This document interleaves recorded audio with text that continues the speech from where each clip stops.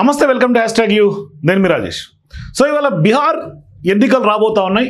ఇటువంటి తరుణంలో బీహార్లో ఏం జరగబోతోంది అనేది ఒక ఉత్కంఠ నెలకొన్నటువంటి అంశంగా మనం చెప్పుకోవచ్చు. అయితే ఇటువంటి సందర్భాల్లో ప్రధానంగా అక్కడ ఎన్డీఏ వర్సెస్ ఇండియా నెలకొన్నటువంటి నేపథ్యం. అంటే ఇక్కడ మహాగఠబంధన్ అంటే NDA Nitish Kumar Modi versus Mahagathbandhan. So ఇక్కడ తేజస్వి యాదవ్ వైపు బీహార్ ప్రజలు ఎక్కువ శాతం మొగ్గు చూపుతున్నారు అనేది స్పష్టంగా మనకు తెలుస్తోంది. ఇటువంటి క్రమంలో ఇప్పుడు మొన్నటికి మొన్న సీట్ల విషయంలో కొంత కోఆర్డినేషన్ గ్యాప్స్ ఉన్నాయి అని మనం చర్చించుకున్నాం. అది ఒక రకంగా చెప్పాలంటే కాంగ్రెస్ పార్టీ బిగ్ మిస్టేక్ చేయబోతా ఉంది బీహార్ ఎన్నికల్లో. తద్వారా రాబోయే గెలుపుకు కొంత ఇబ్బందికరమైనటువంటి వాతావరణం నెలకొనే అవకాశాలు ఉన్నట్టుగా స్పష్టంగా అనేక సెఫాలజిస్టులు, సర్వే నిపుణులు అందరూ కూడా హెచ్చరిస్తున్నటువంటి నేపథ్యంలో ఇవాళ కాంగ్రెస్ పార్టీ తన తప్పు తెలుసుకుంది. మరోవైపు స్పష్టంగా ఎన్ని సీట్లు పోటీ చేయాలని ఒక అంచనాకు వచ్చింది. మొన్నటికి మొన్న పెద్ద ఎత్తున స్టేట్మెంట్స్ చేశారు ఎవరు? తేజస్వి యాదవ్. ఏమని చెప్పారు?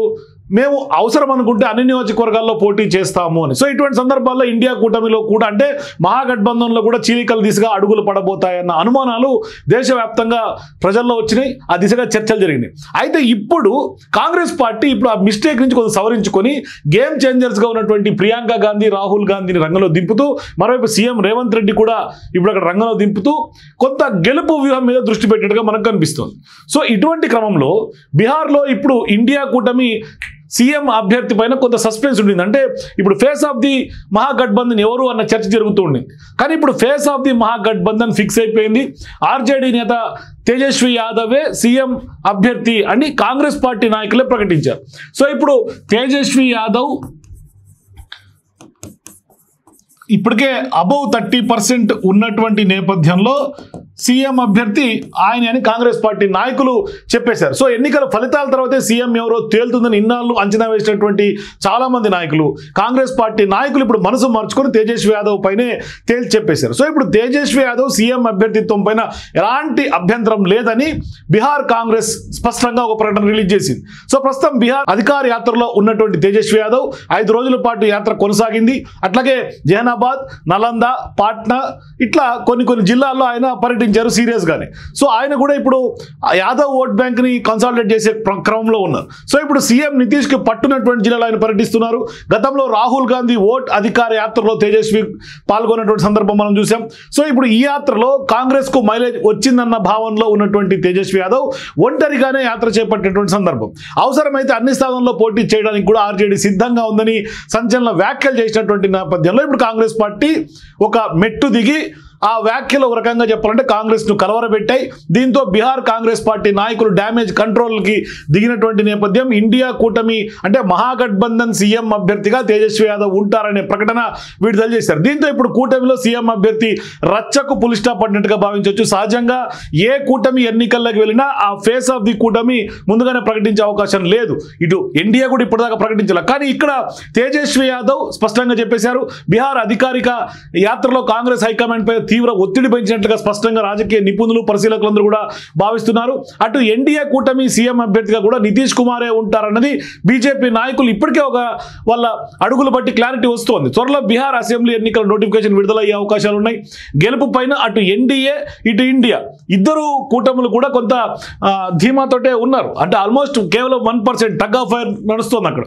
అయితే ఇప్పుడు తేజస్వి యాదవ్ మాత్రం తన పంతాన్ని ఇప్పటికే నెగ్గించుకున్నట్టుగా కనిపిస్తోంది. కాంగ్రెస్ పార్టీ కొంత దిగొచ్చినట్టుగా అర్థమవుతుంది. కానీ ఇప్పుడు వ్యూహరచన చూస్తే కాంగ్రెస్ పార్టీ తెలంగాణలో ఎటువంటి వ్యూహాన్ని అమలు పరిచిందో బీహార్లో కూడా అమలు చేసే అవకాశాలు ఉన్నట్టుగా కనిపిస్తుంది. అంటే గతంలో ఇక్కడ కలిసి వచ్చినటువంటి వ్యూహాలు, సెంటిమెంట్లు అక్కడ కూడా అమలు చేయబోతున్నట్టుగా కనిపిస్తుంది. అంటే తెలంగాణలో అమలు చేసినటువంటి ప్రయోగం, ప్రచారం విజయవంతమైనటువంటి నేపథ్యంలో తెలంగాణలో అధికారంలో కాంగ్రెస్ వచ్చిన తర్వాత సో ఇప్పుడు ఇతర రాష్ట్రాల్లో కూడా అదే స్ట్రాటజీని ఇంప్లిమెంట్ చేయాలనే నిర్ణయానికి వచ్చినట్టుగా తెలుస్తుంది.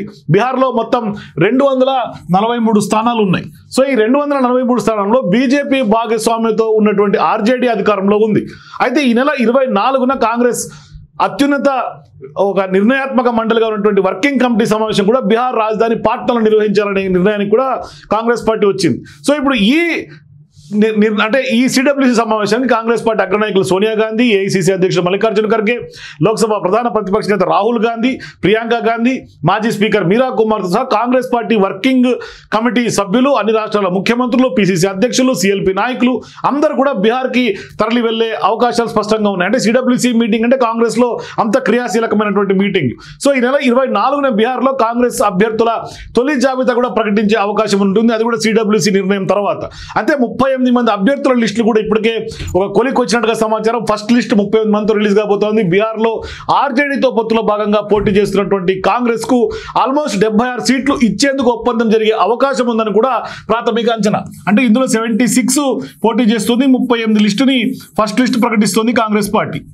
అంటే ఇట్లా క్లారిటీ వచ్చింది కాంగ్రెస్ పార్టీకి, కొంత మెట్టు కూడా దిగింది. దీంతో ఇప్పుడు అక్కడ అధికారం చేపడతామనే ధీమా ఇప్పుడు కాంగ్రెస్లో కనిపిస్తోంది. అయితే ఇప్పుడు 2023 తెలంగాణ అసెంబ్లీ ఎన్నికలకు ముందు కూడా సెప్టెంబర్ 16, 17 తేదీల్లో హైదరాబాద్లో సిడబ్ల్యూసీ సమావేశం తాజ్ క్రిస్టాలో నిర్వహించింది. మరోవైపు కొంగరకలంలో జరిగినటువంటి భారీ బహిరంగ సభలో కూడా కాంగ్రెస్ పార్టీ మేనిఫెస్టోలో 6 గ్యారంటీలను కూడా కాంగ్రెస్ పార్టీ అగ్రనాయకులు సోనియా గాంధీనే అట్లాగే రాహుల్ గాంధీ ఆవిష్కరించినటువంటి నేపథ్యం. అంటే 6 గ్యారంటీలు కాంగ్రెస్ పార్టీ తెలంగాణ కలిసి వచ్చినాయి. మరోవైపు కర్ణాటకలో 5 గ్యారంటీలు కలిసి వచ్చినాయి. సో ఇట్లా గ్యారంటీలకు ఒక విశేష ఆదరణ ప్రజల నుంచి వచ్చినటువంటి నేపథ్యంలో కాంగ్రెస్ పార్టీ అధికారంలోకి వచ్చినటువంటి సందర్భంగా బీహార్లో కూడా 6 గ్యారంటీల తరహాలోనే కొంత వాళ్ళ ప్రకటనలు, కొంత హామీలు ఇచ్చే అవకాశం ఉన్నట్టు కనిపిస్తోంది.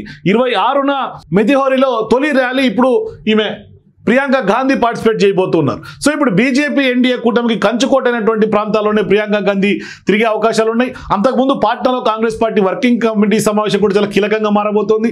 అట్లాగే ఈ సమావేశాలకి పెద్ద ఎత్తున 2 రాష్ట్రాల ముఖ్యమంత్రులు అట్లాగే ఖర్గే, రాహుల్ గాంధీ అగ్రనాయకులు కూడా పాల్గొంటున్నటువంటి నేపథ్యంలో ఈసారి కాంగ్రెస్ పార్టీ తన తప్పు తెలుసుకొని తక్కువ సీట్లలోనే పోటీ చేసే ఆలోచన చేస్తున్నట్టుగా ఇప్పటికే మనకు సమాచారం అందుతుంది. అంటే ఇప్పటిదాకా చాలా మంది సెఫాలజిస్టులు చెప్పినటువంటి నేపథ్యం ఏంటంటే కాంగ్రెస్ పార్టీ కానీ బీజేపీ కానీ ఇటు అక్కడ స్థానికంగా ఉన్నటువంటి రాజకీయ ఈక్వేషన్స్, రాజకీయ అక్కడ ఉన్నటువంటి డైనమిక్స్ ప్రకారం కాంగ్రెస్ పార్టీ ఎన్ని తక్కువ సీట్లలో అంటే పక్కాగా గెలిచే సీట్లలో తక్కువ సీట్లలో కాంగ్రెస్ పార్టీ కనుక పోటీ చేస్తే ఖచ్చితంగా కూటమి విజయానికి దోహదపడినట్టు వల్ల అవుతాం. అంటే ఇక్కడ ప్రధానంగా తేజస్వి యాదవ్ ఎక్కువ స్థానాల్లో ఆర్జేడీ తరఫున పోటీ చేయాల్సినటువంటి అవసరం ఉంది. అట్లాగే సేమ్ ఈక్వేషన్లో అక్కడ ఆ కూటమిలో అక్కడ నితీష్ కుమార్ తక్కువగా పోటీ చేసి బీజేపీ ఎక్కువగా పోటీ చేయాల్సినటువంటి అవసరం ఉంది. ఎందుకంటే నితీష్ కుమార్ ఎక్కువ స్థానాలు ఇప్పటికే ఉన్నటువంటి నేపథ్యంలో ఆయన అధికారికంగా అనేక సందర్భాల్లో పనిచేసినటువంటి నేపథ్యంలో ఆయన మీద ఉన్నటువంటి యాంటీ ఇన్కంబెన్సీ బీజేపీ మీద షిఫ్ట్ అవ్వదు కాబట్టి వాళ్ళు ఆ ఫార్ములా వాళ్ళు ఎంచుకునే అవకాశం ఉంది. సో ఇప్పుడు నితీష్ కుమార్కి సీట్లు తగ్గించే అవకాశాలు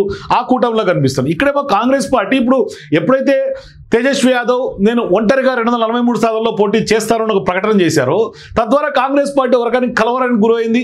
ఒక రకంగా నిజంగానే మహాగఠబంధన్ చీలిక దిశగా అడుగులు పడతాయేమో. ఎందుకంటే ఇప్పుడు వీళ్ళతో పాటుగా వామపక్ష పార్టీలు ఉన్నాయి, అట్లాగే చాలా వరకు లోకల్ పార్టీలు 1-2 ఉన్నాయి. మరోవైపు కింగ్ మేకర్గా జనసురాజ్ ఇప్పటిదాకా కొంత ప్లే చేసే అవకాశాలు ఉన్నాయి. సో ఇప్పుడు రంగంలోకి ప్రియాంక గాంధీ దిగిన తర్వాత మొన్న ఓట్ చోరీ యాత్రలో కూడా, ఓట్ అధికార యాత్రలో కూడా వీళ్ళిద్దరు కూడా పార్టిసిపేట్ చేశారు. రేవంత్ రెడ్డి కూడా వెళ్ళారు తెలంగాణ సీఎంగా. సో ఇప్పుడు తెలంగాణ సీఎంగా రేవంత్ రెడ్డి అక్కడ వెళ్ళి తెలంగాణలో గ్యారంటీలు ఏ విధంగా ఇచ్చారు, ఏ విధంగా ఇంప్లిమెంట్ అవుతున్నాయి, అదేవిధంగా కర్ణాటక నుంచి ఉన్నటువంటి ముఖ్యమంత్రి సిద్ధరామయ్య అట్లాగే డీకే శివకుమార్ అక్కడ ఏ విధంగా హామీలు ఇచ్చారు, 100 రోజుల లోపల అక్కడ ఎట్లా హామీలు నెరవేర్చారు, ఇట్లా కర్ణాటక తెలంగాణలో కాంగ్రెస్ పార్టీ ఇచ్చినటువంటి హామీలు, ఇచ్చినటువంటి గ్యారంటీలు అవి అమలు పరుస్తున్నటువంటి తీరును ఇప్పుడు ఖచ్చితంగా బీహార్లో ఇంప్లిమెంట్ చేసే దిశగా కాంగ్రెస్ పార్టీ ఒక వ్యూహరచన చేస్తోంది. మరోవైపు ఇప్పుడు ప్రధానంగా వీళ్ళిద్దరితో పాటుగా తేజస్వి యాదవ్తో పాటుగా సీఎం రేవంత్ రెడ్డి గారు కూడా కొంత గేమ్ చేంజర్ బీహార్లో కాబోతున్నారు. అంటే ఇక్కడ ప్రధానంగా ఎన్డీఏకి ఇండియాకి ఉన్నటువంటి స్లైట్ డిఫరెన్స్ మహాగఠబంధన్కి ఉన్నటువంటి డిఫరెంట్ 1%. అంటే ఈ 1% అటు ఇటు ఉన్నటువంటి నేపథ్యంలో మహాగఠబంధన్ గెలవాలి అంటే ఖచ్చితంగా తక్కువ సీట్లో పోటీ చేయాలి. అందుకని ఇప్పుడు కాంగ్రెస్ పార్టీ 76 సీట్లలో పోటీ చేయాలని ఒక అంచనాకు వచ్చింది. అందులో 38 ఫస్ట్ లిస్ట్ ఇప్పుడు సిడబ్ల్యూసీ సమావేశాల తర్వాత ప్రకటించే అవకాశాలు ఉన్నాయి. సిడబ్ల్యూసీ సమావేశంలో గ్రీన్ సిగ్నల్ తీసుకున్న తర్వాత ఇప్పటికే అభ్యర్థులందరూ కూడా ఎవరెవరిని ఎక్కడెక్కడి నుంచి పోటీ చేయించాలనే అంచనాకు కాంగ్రెస్ పార్టీ వచ్చినటువంటి నేపథ్యంలో ఇప్పుడు మొదటి లిస్టుగా 38 మందిని బీహార్లో ప్రకటించబోతున్నారు. అంటే ఒక రకంగా నోటిఫికేషన్ కంటే ముందే కాంగ్రెస్ పార్టీ కొంత క్రియాశీలకంగా వ్యూహాత్మకంగా ముందుకు అడుగులు వేస్తున్నట్టుగా కనిపిస్తుంది బీహార్లో.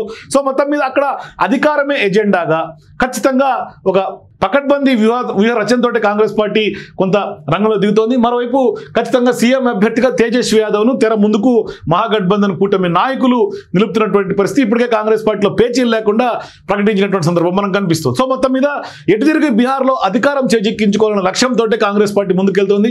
చూద్దాం అక్కడ బీహార్ ప్రజలు ఏ విధంగా మద్దతు ఇస్తారు, మరి ఈ ఓట్స్ అని ఏ విధంగా కన్సాలిడేట్ అవుతాయి. సో మీరు కూడా బీహార్లో ఇప్పుడు కాంగ్రెస్ పార్టీ అతి తక్కువ స్థానాల్లో పోటీ చేయడం, తెలంగాణలో ఇంప్లిమెంట్ చేసినటువంటి స్ట్రాటజీస్ని బీహార్లో ఇంప్లిమెంట్ చేస్తే గెలుపు అవకాశాలు ఎంతవరకు ఉంటాయి. నిజంగానే రాహుల్ గాంధీ, ప్రియాంక గాంధీలు, తేజస్వి యాదవ్లు అక్కడ గేమ్ చేంజర్స్గా ఆ ఎన్నికల్లో మారబోతారా? మీ అభిప్రాయాలు కింద కామెంట్స్ ఇప్పుడు తెలియజేయండి. For more videos please watch #.